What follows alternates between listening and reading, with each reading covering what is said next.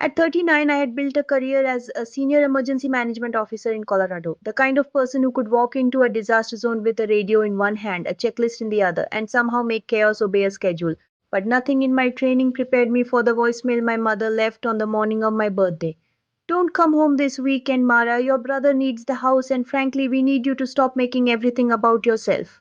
I stared at the message while snow tapped against my apartment window, then looked at the reservation I had made for our family dinner, the expensive cake sitting in my refrigerator, and the small wooden box containing my late father's watch that I had planned to give my mother. And for the first time, I understood that the family emergency I had spent 15 years solving was never an emergency at all.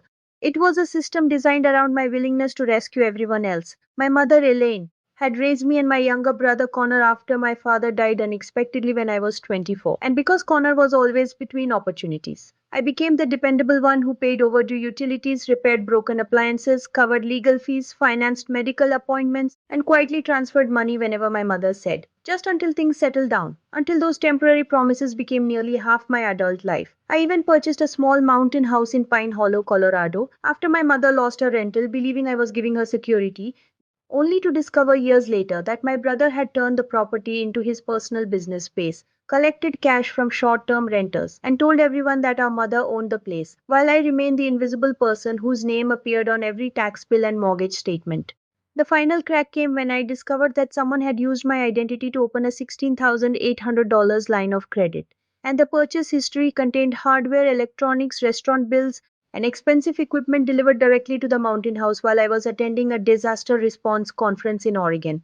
I confronted Connor privately, expecting denial, but instead he leaned back in his chair and said, "You have a government salary, Mara, and you're never going to spend all that money anyway." While my mother immediately stepped between us and whispered, "He made mistakes, but you are his sister, and family doesn't destroy family over money." So I gave Connor 14 days to repay what he had taken and promised myself that if he ignored the deadline, I would finally stop protecting him from consequences. He ignored it completely, and 2 weeks later, I drove to Pine Hollow for my mother's birthday with no gifts except the truth, only to find Connor hosting a crowded barbecue in the backyard, introducing my house to strangers as our family property, while my mother smiled beside him. When I calmly asked him about the debt, my mother slammed her glass onto the patio table and shouted, "You always keep score, Mara, and I am sick of being your burden." Then she pointed toward the driveway and said the words I had secretly feared since childhood. Maybe I would have been happier if I had only raised one child.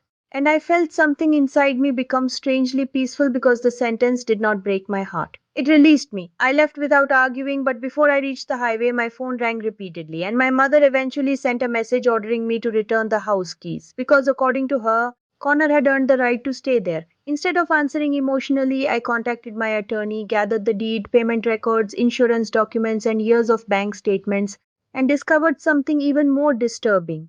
Connor had been collecting rental income from the property for almost 3 years without permission, while my mother had signed paperwork claiming she had a financial interest in the house. So I filed the appropriate reports, froze the fraudulent account, changed the property locks, and formally ended every recurring payment I had been making on behalf of two adults who had spent years confusing my generosity with an obligation. The reaction was immediate and brutal, with relatives calling me selfish, church acquaintances sending carefully worded messages about forgiveness, and Connor threatening to sue me while my mother told everyone that I had abandoned her in her old age.